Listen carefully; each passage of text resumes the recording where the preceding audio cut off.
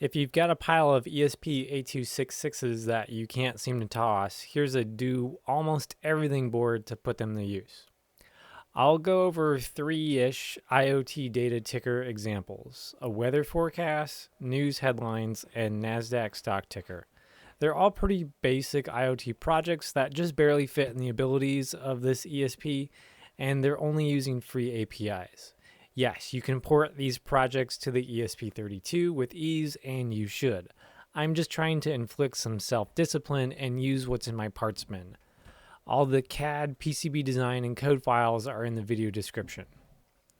First up is the weather forecaster. If you want to know what's going on in weather-wise in the USA, great news, there's a government API that you can get the forecast text from. Yes, just text, no API key required. You can do the request by putting your location as the latitude and longitude coordinates in the base URL like this, and that request is the forecast data here that you have to call. You're going to be overwhelmed with a huge host of forecast data, all in text form. So if you like knowing the forecast the same way you'd read a newspaper, you'll be pleased. This project was the first to quickly cripple the ESP8266. The API does give you a monster-sized JSON payload, something like 16K worth of text, which quickly overwhelms the this one's tiny memory. So this code only takes the first 3 forecasts, which are called periods, and prints them out. So we just see today, tonight, and tomorrow's forecast as the detailed forecast string. It's nifty.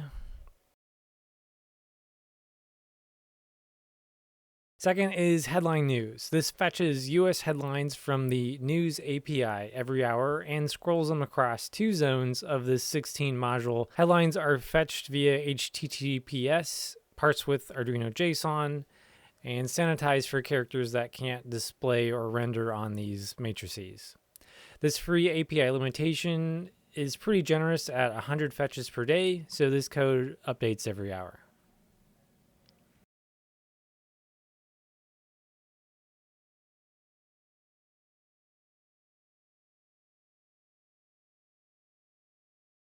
Thirdly is probably the most complex because of this LED hardware, this mediocre API, and the MD Parola matrix library. Just a side note, APIs that give you stock info all seem to try and get away with lucrative enterprise contracts.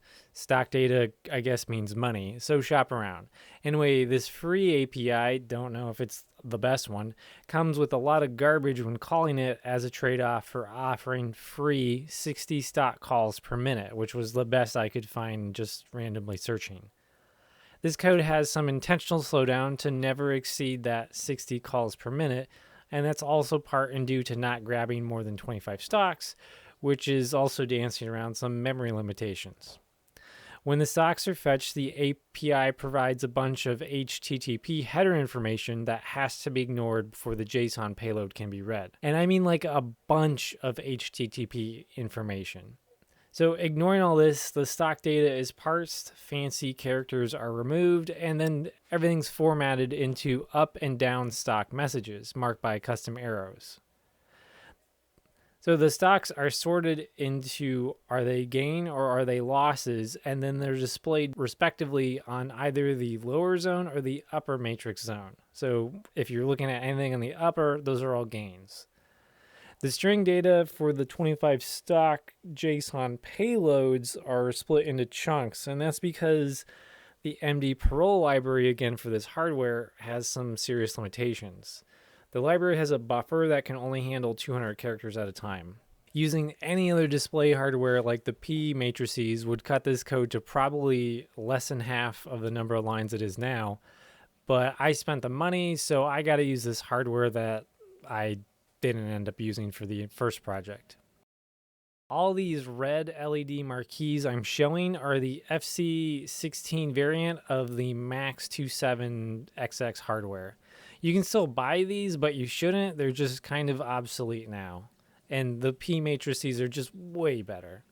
So about this PCB, I try to cram features that make the idea worth the layout. Standard stuff is a buck converter, reverse polarity protection, and this header layout to fit the very fat and also just kind of fat versions of the ESP8266 node MCU12E.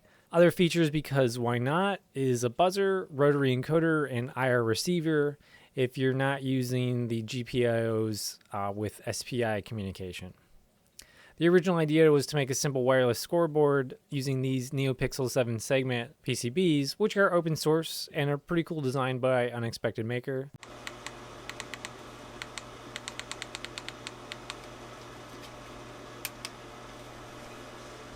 But on the back is an OR solder jumper pad for all the I2C lines. So if you want to run an OLED screen like this lets you pick the pinout based on what pins you need to solder in order, because I2C modules are everywhere, but their pinout just isn't a standard. You can morph this project into a desktop widget like this and use a cool case, but this project's not finished, so don't look at it. And that completes the IoT scroller stuff. Yes, all these LED signage things do need an organized power solution. So a Pico power supply salvage from a 3D printer supplies a 12 volt and 5 volt rail. And both these rail buses are fed into this PCB, which breaks out everything into easy to connect to barrel jacks. The outputs have switches on them in case you don't want your room glowing with signage all the time. All this hardware was purchased for one reason and then tabled a few years ago. I was toying with an active LED matrix marquee display that would display the game title when launched from an emulator.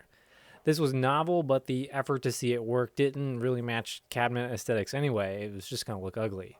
So the plan to carry this idea across many machines was the reason why I thought it was going to work out. So I bought way too much of this hardware from, early project ambition and excitement. Right after day one of trying to do all this, I found out about the ESP32 and better projects like the ESP Trinity using the P3 matrix displays. So that canned momentum for all these parts, and they ended up in the extra bin. I never did the active matrix LED marquees for these arcades. They just never fit into the proportions of the physical design I came up with. So this wall of LED hardware has been an ongoing effort to redeem some poorly planned purchases. In the end, I prefer static background graphic marquees anyway, but that doesn't mean there can't be some neon sign vibes somewhere else in the room. So please enjoy these Windows 95 icons for the outro. Thanks for watching.